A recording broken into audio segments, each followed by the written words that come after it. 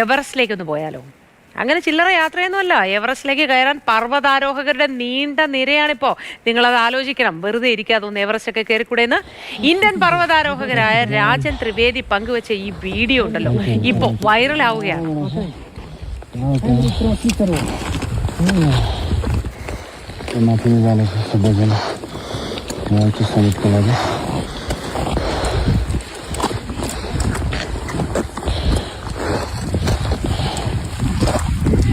അഭിരാമി മോഹൻ ചേരുന്നു കൂടെ. Abhirami, good morning. ഞാൻ ആ ശ്രീനിവാസൻ സിനിമയിലെ ഒരു രംഗമാണ് ആലോചിക്കുന്നത്. സന്ദേശമാണെന്നാണ് എൻ്റെ ഓർമ്മ. യശ്വന്ത് സഹായിക്ക് വേണ്ടി കരിക്കിടാൻ ഒരു തെങ്ങിൽ 2-3 പേർ കയറുന്നൊരു രംഗമുണ്ടല്ലോ എന്ന് പറഞ്ഞതുപോലെ ആയോ? എവറസ്റ്റ് ഒക്കെ ഇത്ര എളുപ്പത്തിൽ കീഴടക്കാൻ കഴിയുമെന്ന സ്ഥിതിയിലേക്ക് വന്നോ? എന്താണ് ഈ പർവ്വതാരോഹകരുടെ എണ്ണത്തിൽ ഇത്ര വർധനവ്?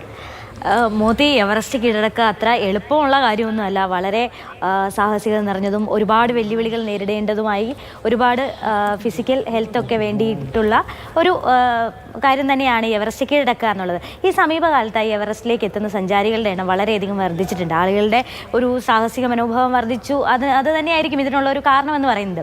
അങ്ങനെ എവറസ്റ്റിലേക്ക് എത്തുന്ന സഞ്ചാരികളുടെ എണ്ണം വർദ്ധിച്ചപ്പോൾ അത് മുകളിലേക്ക് കയറാൻ വേണ്ടിയിട്ട് വലിയ ക്യൂ ആണ് അവിടെ ഉണ്ടായിട്ടുള്ളത്. എവറസ്റ്റിലെ ട്രാഫിക് ജാം എന്ന് പറഞ്ഞാണ് രാജൻ ത്രിവേദി എന്ന ഇന്ത്യൻ പർവ്വതാരോഹകൻ ഇത്തരത്തിലൊരു വീഡിയോ സമൂഹ മാധ്യമങ്ങളിൽ പങ്കുവെച്ചത്.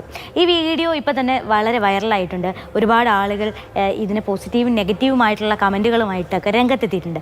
ഇതിൽ ശരിക്കും നമുക്ക് കാണുമ്പോൾ ഒരു കൗതുകം തോന്നുമെങ്കിലും ഇതിനുള്ളിൽ വളരെ വലിയ ഒരു അപകടം ഒളിഞ്ഞിരിപ്പുണ്ട്. പരിസ്ഥിതി വളരെ ദുർബലമായൊരു പരിസ്ഥിതിയാണ് അവിടെ. ആ പരിസ്ഥിതിയിലേക്ക് ഇത്രയും അധികം ആളുകൾ എത്തുമ്പോൾ അവിടെ കാത്തിരിക്കുന്നത് വലിയ ദുരന്തങ്ങളായിരിക്കും. ഇപ്പോൾ ഹിമവാതം പോലുള്ള കാര്യങ്ങൾ അവിടെ സംഭവിക്കുന്നതാണ്.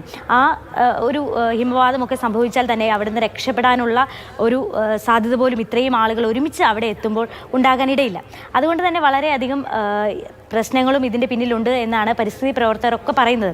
ഇപ്പോൾ നമ്മൾ പരിശോധിക്കുകയാണെങ്കിൽ ഈ മാസം മാത്രം ഈ എവറസ്റ്റിൽ മരിച്ചവരുടെ എണ്ണം 5ആണ്. അപ്പോൾ തന്നെ നമുക്ക് ഊഹിക്കാമല്ലോ എത്രയധികം ദുർഘടം പിടിച്ചതാണ് എവറസ്റ്റിൽ കയറുന്നതെന്നും ആ പർവ്വതം കീഴടക്കുന്നതെന്നും ഉള്ളത്. എന്തായാലും ഈ ഒരു കാലഘട്ടം പ്രധാനമായിട്ടും ഇപ്പോൾ പറയുകയാണെങ്കിൽ നല്ലൊരു കാലാവസ്ഥയാണ് അവിടെ.